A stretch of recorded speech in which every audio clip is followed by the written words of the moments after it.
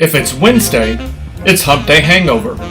I'm Bart, the Success Educator, and today's session deals with minimizing your belongings. So, grab you a cup of coffee or a cocktail, and let's get started. This is Hump Day Hangover.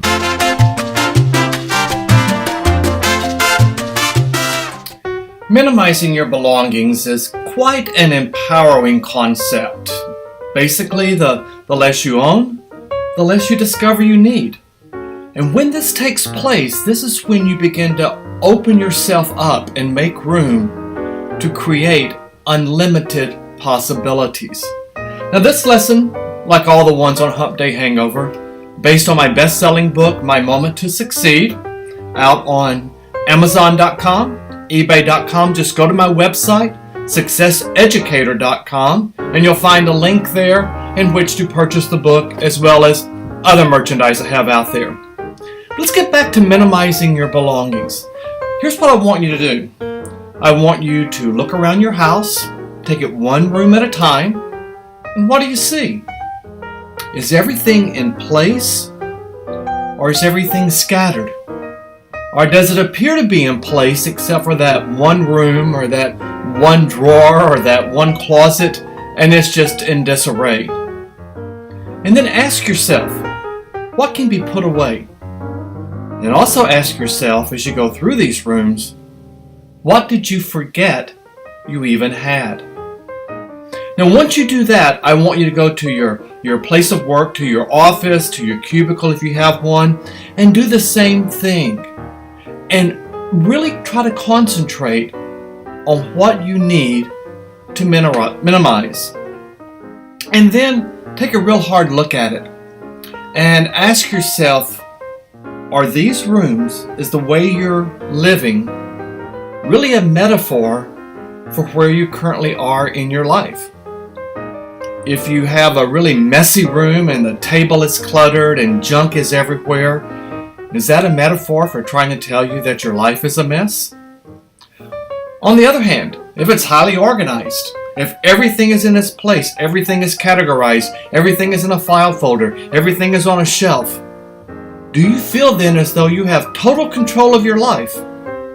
Or is someone else controlling your life and you're adhering to what their wishes are? So really think about, how do you minimize and what do you need to do to minimize? And also realize that downsizing is a priority. Downsizing is prioritizing. The more you downsize, the more you make room to grow. Think of it as prioritizing with a purpose.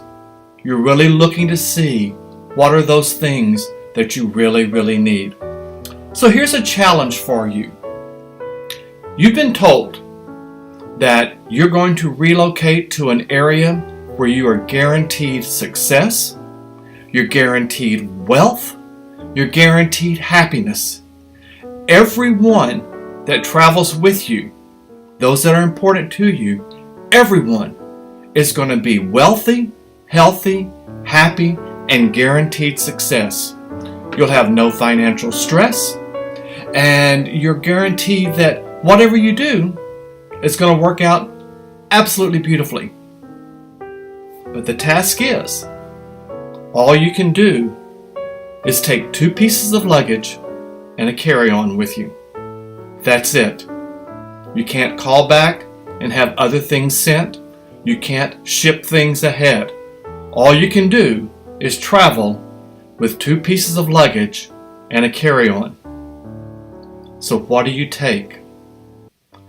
Really start to think through, what is it that is so critical and so important in your life physically that you could not put it all into 2 pieces of luggage and a carry-on. And what's going to happen is you're going to begin to realize that most everything in your life is material. Most everything can be replaced. That true value in life is found in one's memory. Memories are personal recollections of what you value most. Let me repeat that. Memories are personal recollections of what you value most. This past year, here in the U.S. and across the world, there have been a number of really catastrophic disasters, be it storms, hurricanes, fires, earthquake, tsunamis. And when this happens, we've seen entire neighborhoods destroyed. Hurricane Harvey hit an area where I grew up. And the school that I went to, the elementary school I went to, was practically destroyed. They were without school for about 6 to 8 weeks. And when school opened, they had running water. They didn't have sanitary. So they brought porta potties in outside the school for the students and the staff to use. Now just visualize what it took to really create that paradigm, to really make things different. And then think about all the things that they lost during that disaster. And when you do, you begin to understand what is important.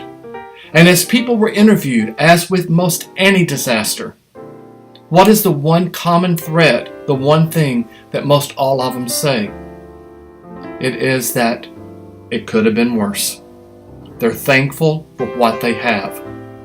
And when that happens, the memories that you have become affirmations by which you gain strength. Once again, memories become affirmations by which you gain strength. Now annually, in the spring and in the fall, think about your gardens, think about your flower beds, think about your landscaping. Those things require weeding and feeding. And they require weeding because if you don't weed it, then weeds and crabgrass will eventually choke out the plants. And the same is true in life. You must weed out that excess in order to make room for growth. If your life is so full of stuff that you're trying to deal with, you're never going to find the time to take care of you. And when you understand the absolute value in your life is measured internally and not externally, that's when you begin to discover alignment with your core beliefs. And at that moment, you realize you are following, executing, and living your passion on purpose. So think about the things you can minimize. And for today's journaling activity, and I hope you are journaling every day, whether it be on a smartphone or a tablet or an actual physical journal, I want you to list the things you would include in your 2 pieces of luggage and your carry-on. Just make a list. Luggage 1, luggage 2, carry-on. And then I want you to journal and ask yourself, why did you pack those things the way you packed them?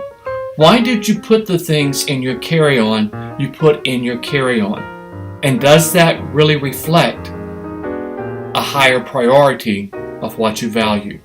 And then think back and reflect on your memories from childhood and your earlier years. Why are those memories so prevalent? And then ask yourself, does anyone else remember those events differently? Today's Bardism comes from a television show that I still binge watch, Downton Abbey. And it comes from the head butler, Carson. And Carson told us that the business of life is the acquisition of memories.